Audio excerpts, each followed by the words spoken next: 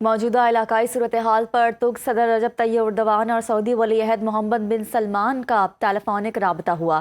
ترک صدر کا کہنا تھا کہ اگر فوری مداخلت نہ کی گئی تو تنازع بڑے علاقائی تصادم میں بدل سکتا ہے، جس کے خطرناک نتائج مرتب ہوں گے۔ ترکیہ اور سعودی عرب ڈائیلاگ کے ذریعے تنازع کے حل کے لیے کام کر رہے ہیں۔ موجودہ علاقائی صورتحال پر ترک صدر رجب طیب اردوان اور سعودی ولی عہد محمد بن سلمان کا ٹیلیفونک رابطہ ہوا۔ ترک صدر کا کہنا تھا کہ اگر فوری مداخلت نہ کی گئی تو تنازع کے بڑے علاقائی تصادم میں یہ تنازع بدل سکتا ہے، جس کے خطرناک نتائج بھی سامنے آ سکتے ہیں۔ ترکیہ اور سعودی عرب ڈائیلاگ کے ذریعے تنازع کے حل کے لیے کام کر رہے ہیں۔ عراق کے دارالحکومت بغداد میں امریکی فوجی اڈے کے قریب دھماکے۔ میڈیا رپورٹس کے مطابق بغداد انٹرنیشنل ایئرپورٹ کے قریب امریکی وکٹوریا بیس کو ڈرون حملے سے نشانہ بنایا گیا۔ سیکیورٹی ذرائع کا کہنا ہے کہ 2 ڈرونز نے اڈے کو نشانہ بنایا، جن میں سے ایک بیس کے اندر گرا اور دوسرا فضا میں ہی مار گرایا گیا۔ آپ کو اپڈیٹ کر رہے ہیں کہ عراق کے دارالحکومت بغداد میں امریکی فوجی اڈے کے قریب دھماکہ ہوا۔ میڈیا رپورٹس کے مطابق بغداد انٹرنیشنل ایئرپورٹ کے قریب امریکی وکٹوریا بیس کو ڈرون حملے سے نشانہ بنایا گیا۔ سیکیورٹی ذرائع کا کہنا ہے کہ 2 ڈرونز نے اڈے کو نشانہ بنایا، جن میں سے ایک بیس کے اندر گرا اور دوسرا فضا میں ہی مار گرایا گیا۔ برطانیہ نے امریکہ کو ایران کے خلاف فوجی اڈے استعمال کرنے کی اجازت دے دی۔ امریکی دفاعی کارروائیاں برطانوی بیسز سے ممکن ہوں گی۔ برطانوی وزیراعظم کیئر سٹارمر کا بیان، کہا کہ برطانیہ ایران پر حملوں میں شامل نہیں ہوگا۔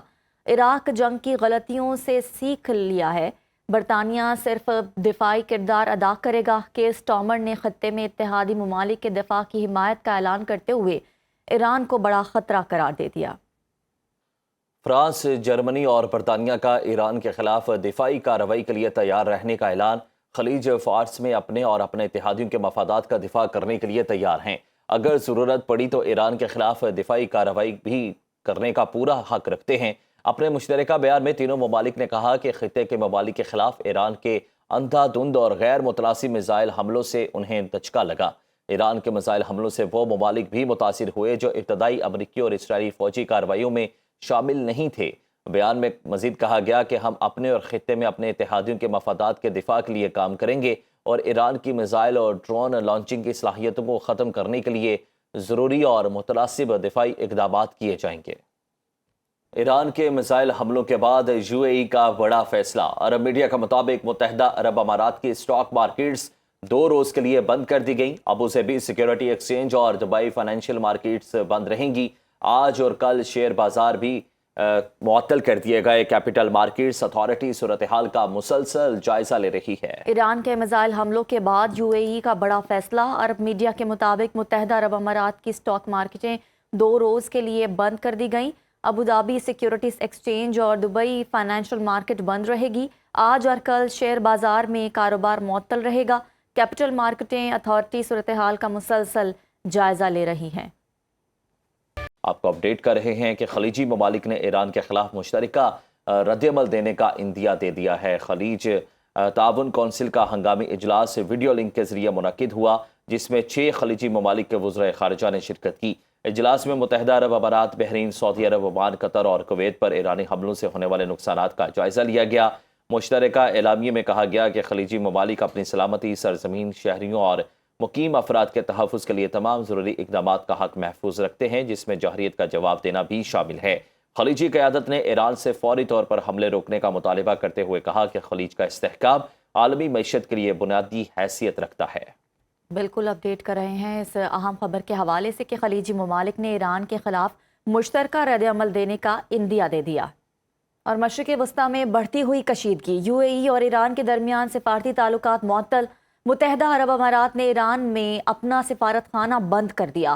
عرب میڈیا کے مطابق متحدہ عرب امارات نے ایران سے اپنے سفیر اور تمام سفارتی عملے کو واپس بلا لیا ہے۔ اماراتی وزارت خارجہ کی جانب سے جاری اعلامیے میں کہا گیا کہ ایران کے میزائل حملوں کی مذمت کرتے ہیں، اپنے سفارتی مشن کے تمام ارکان کو واپس بلا رہے ہیں۔ ایران نے UN چارٹر اور عالمی قوانین کی خلاف ورزی کی ہے۔ سفارت خانہ بند کرنے کا فیصلہ ملکی سلامتی اور خود مختاری کے تحفظ کے لیے کیا گیا ہے۔ ایران اور امریکہ کے درمیان جنگ کے خطرے کے باوجود مذاکرات کے دروازے کھلے ہیں۔ جنگ کا مطلب امن کی امید کا ختم ہونا نہیں۔ عمان کے وزیر خارجہ بدر البسیطی کا ایکس پر بیان، کہا کہ جنگ بندی کے لیے سفارتکاری کا راستہ کھلا ہے۔ मजीद कहा कि जनेवा मुज़ाकरात में मुआहदे की जानिब हकीकी पेशरफ्त हुई। जंग का मुतबादिल अमन ही है। सिफारतकारी की ताकत पर यकीन रखते हैं। जंग के बावजूद अमन की उम्मीद ख़त्म नहीं होनी चाहिए।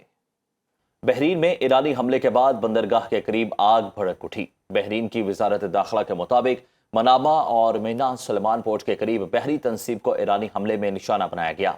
हुकाम का कहना है कि सिविल डिफेंस टीमों ने फौरी कार्रवाई करते हुए आग पर काबू पाने के लिए ऑपरेशन शुरू कर दिया।